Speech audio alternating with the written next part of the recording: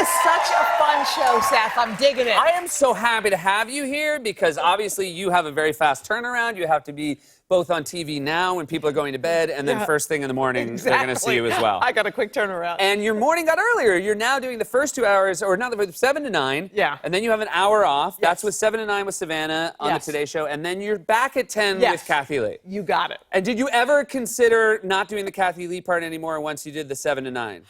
I like that 10. I like the 10 too. It's, you know what it is? It's laughing and scratching and drinking. Yeah. It's like it's not heavy lifting. It's a fun little hour, yeah. By the time we all get in, the Today Show that's on TV is the 10 o'clock Today Show. And I think we all look at it lovingly, wondering why we work at a comedy show and we're having less fun than you guys.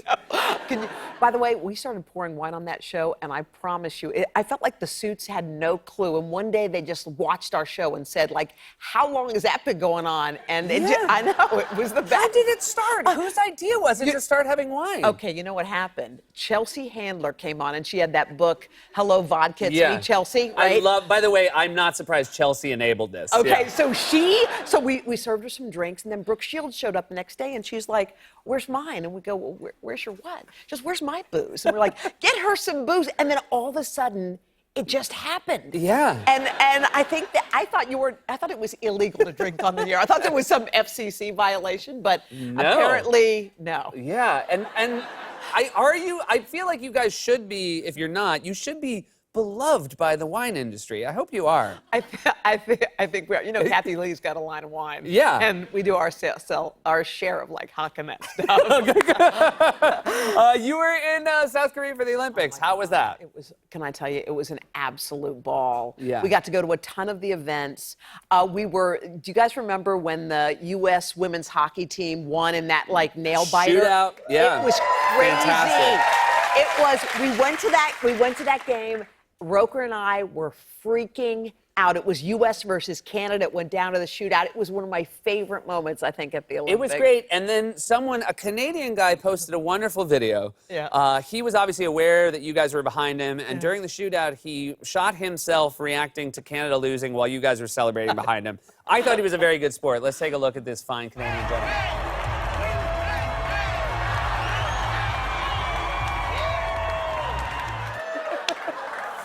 He was totally But you guys tracked him down and you had him on the show. You know what was funny? One of our producers saw him on Insta and they said, we got to get this guy in. And he came in at midnight Korea time and was on the air with us. He was a great sport. That's it was fantastic. A great sport, yeah. I would imagine, I've never been to, I guess I have been to a winter. I went to Vancouver and I went to London. It is that spirit of everybody just collectively being in a great mood. Did you go to any of this? I heard you went to Half Pipe. Is that? I went to see Shaun White after he nailed it. He was unbelievable. And Chloe Kim, those two. Watching those guys just fly through the air, it's like if you could do one thing in your life and feel that free. Yeah, it was the best. Watching Shaun win was something. I cry all the time watching the Olympics. Yeah. When you're actually there working, do you find yourself as emotionally attached to it as somebody like me who's sitting at home like a dummy? Because you're not. I have to hear all the NBC music and you guys are pulling my heartstrings the whole time. There is something about a kid whose name you don't know before you walk in, and you watch their parents who are standing right next to them. They've driven them to the rink at 4 a.m. They've practiced forever, and it comes down to like this 1 minute. And you're watching this kid's life change like in front of your eyes. I am such a crybaby at the Olympics because I feel everything. Yeah.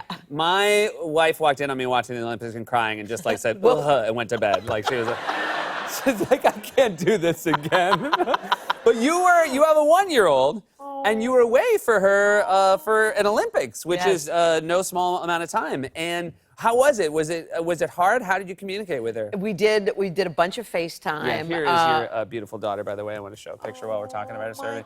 There she is. And that's Joel. That's Joel and your daughter. And so how did you talk to her? So we did it on FaceTime, and I was hoping she wouldn't hit any milestones while I was gone, because that makes you feel kind of crummy. Yeah.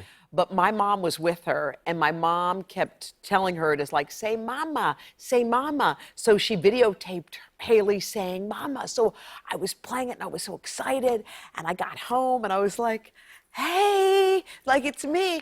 And she pointed to my phone and she was like, Mama, Mama. I'm like, no, no. Oh my God, the phone is Mama. That is horrifying. You look like this. You look like my mama who lives in this phone. So you, your boyfriend Joel, you guys live together. Yeah, we do. And obviously you are an adult and that is a totally normal thing. But is it true that you were nervous to tell your mom that you were going to move in with your boyfriend? That's so weird. I know. I'm 52 years old when I moved in with Joel, which all sounds so crazy. And I remembered getting kind of a little pit in my stomach to tell my mom. I know it sounds nuts, but don't you always feel like a kid around your mom? Yes. I'm like, Mom, he's a great guy. We're going to move in together. She was like, oh, and no marriage? Okay. Okay. I guess that's good for you. But I know, I was terrified. But keep in mind, we moved in December, and Haley came, in February. So everything changed in like an instant. Yeah, that is definitely like, he might have thought he was moving in with a nice lady, and then he was like, whoa, this whole thing is a lot more than I thought. I think he kind of freaked out a little. Well, he can call his mom and tell her all about it.